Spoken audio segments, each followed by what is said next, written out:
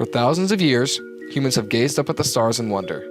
Over time, our knowledge about the universe and our place in it has grown tremendously. On April 12, 1981, NASA successfully launched its first space shuttle, Columbia, into orbit. From then on, NASA would fly another 134 missions into space and eventually help construct the International Space Station, the largest built structure in space. NASA continued to set high marks of achievement and endurance through 30 years of missions, setting numerous records in flight and space.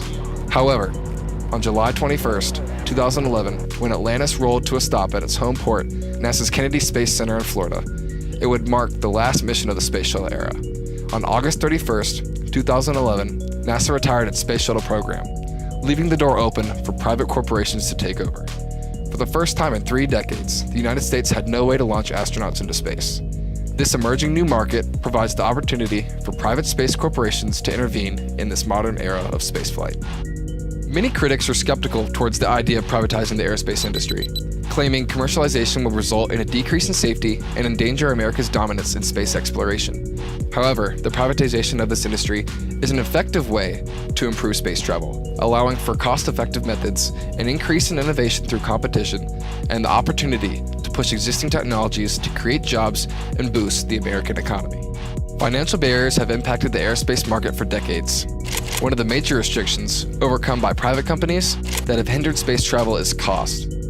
As newly elected politicians took office, NASA's budget decreased over time. Around the year 2000, NASA's budget was around $32 billion. Today, their budget is $19 billion. These budget cuts that have occurred over the course of many years have left NASA with insufficient funds to undertake projects such as the Space Shuttle. As much as this has been an obstacle for NASA, these budget cuts have facilitated the emergence of private corporations within the aerospace industry. SpaceX has played a role in the development of this new market by demonstrating the reusability of their Falcon 9 rocket. On April 8, 2016, Falcon 9 launched on a cargo resupply mission, CRS-8, to the International Space Station for NASA, and, for the first time, landed the first stage of the Falcon 9 back on a drone ship in the Atlantic Ocean.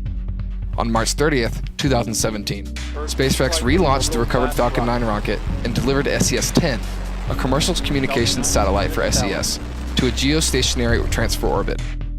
This is the first time in history a Stage 1 rocket had been recovered and relaunched back into space. It is estimated that by recovering and reusing the first stage of the Falcon 9, the cost to launch a rocket into orbit is cut from around $1 million to $100,000. This decrease in cost offers an extensive incentive, allowing for the money saved to be reinvested back into development. NASA has begun to commission private companies to perform important tasks and states these companies are successfully resupplying the space station, and more missions to deliver scientific investigations and cargo are planned.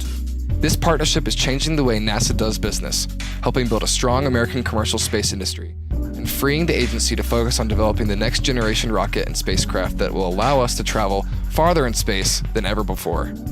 The benefits of letting the private sector handle routine trips to space allow NASA to focus on more long-term goals. These goals range from developing deep space technologies that will increase our knowledge of deep space, all the way to advancing the capabilities and inner workings of interplanetary travel.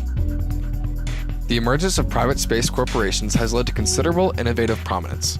However, as more companies are entering the arena that is the aerospace industry, competition between these corporations will lead to an increase in innovation and safety.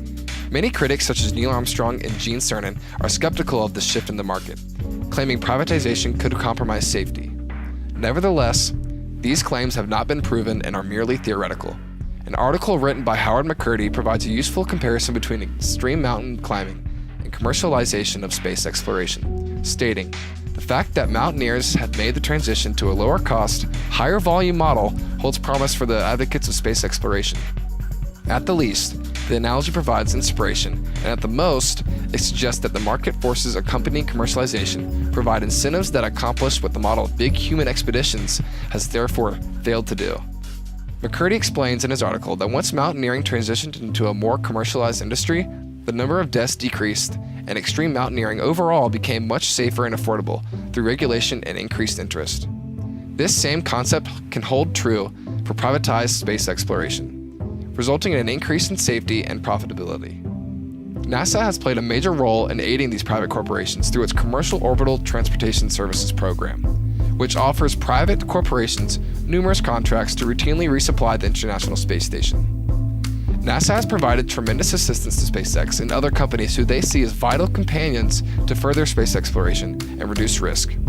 The framework NASA has created allows for a massive escalation and innovation through collaboration and competition between private companies.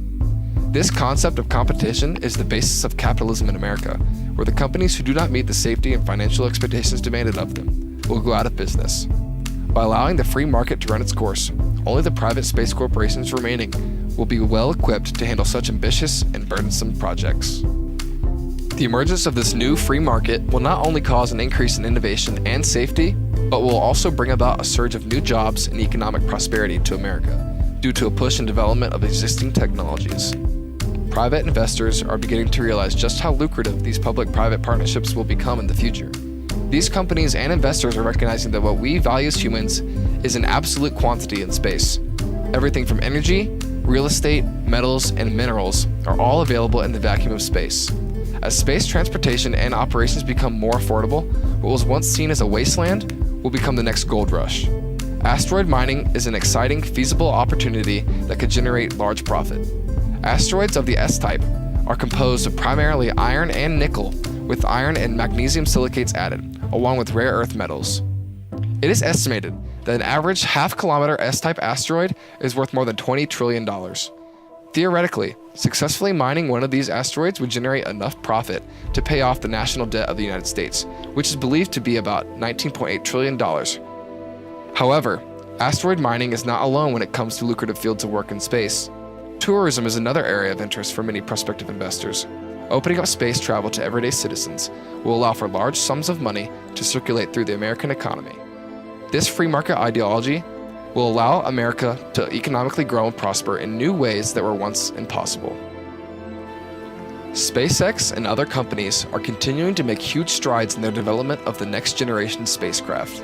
As this new era in spaceflight slowly emerges, NASA will gradually begin the transition to hiring private corporations and relying on them to routinely handle and resupply the International Space Station. This progression will soon open up many avenues of exploration and profit for America to take advantage of. This first step is a crucial moment in the commercialization of the aerospace industry. Not only does privatizing spaceflight benefit NASA and the companies they work with, but all of America and its citizens prosper as well. One can truly claim this shift in aerospace will improve space travel, allowing for cost-effective methods, an increase in innovation through competition, and the opportunity to push existing technologies to create jobs and boost the American economy.